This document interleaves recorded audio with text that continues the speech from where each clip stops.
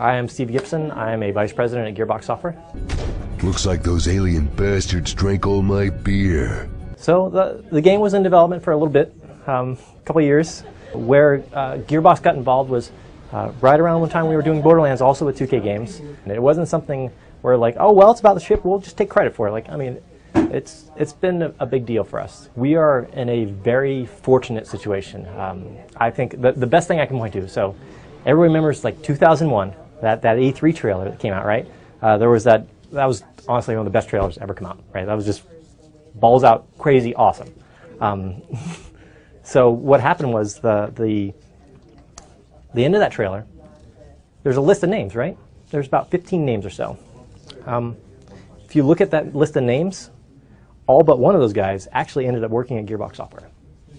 I think we have a lot of guys there who are very invested in the history and the legacy and really understand Duke Nukem. So I think that we're the perfect studio for that. We were in just an amazing position, and it was really fortunate that we just happened to be finishing Borderlands at the time, and we happened to be doing that with the publisher who has the publishing rights for that game.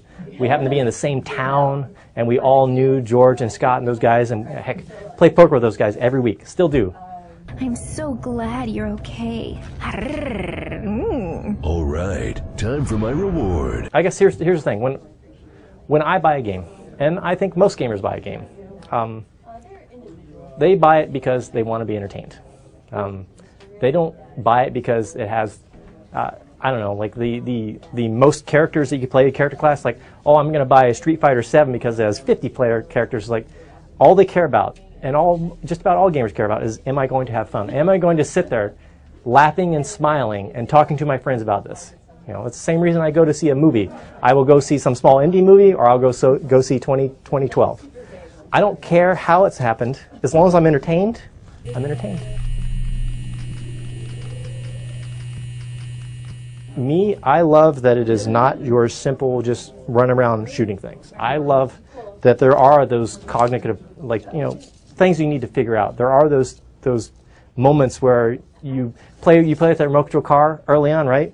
And then you know, about an hour or two later, you see that car again, but this time you see a pad that you can get shrinked on. You can go get shrunk, hop in that car, and then drive it all around and do all these crazy things. Like, there's these surprising things that just really feels just plain fun, you know. And it's just amazing. This world and this environment is just so unique. The game takes place roughly 10 years or so since Duke Nukem last saved the world, right? So now we're, you know, about a decade later. Duke's sitting in his living room playing his own game, and he's like, man, finally, this game's out, right? It better be good. It's taken this while. And what has happened since then is that the world has changed so that, you know, he's buddies with the president now, and he's buddies with he's rich and famous, and he's franchised himself. He's, you know, got Duke's Lady Killer Casino, Duke Burger, Duke's Titty City that we're here in today. The man himself has just become even larger, if you can imagine. And you actually get to experience that even more now, because you get to see these different areas of like how him saving the world has changed this world, and how all the world perceives him now. You'll see all his fans screaming and yelling for him, taking pictures, wanting his autograph. I mean, in this game, you actually can sign autographs. You know. God, here he comes.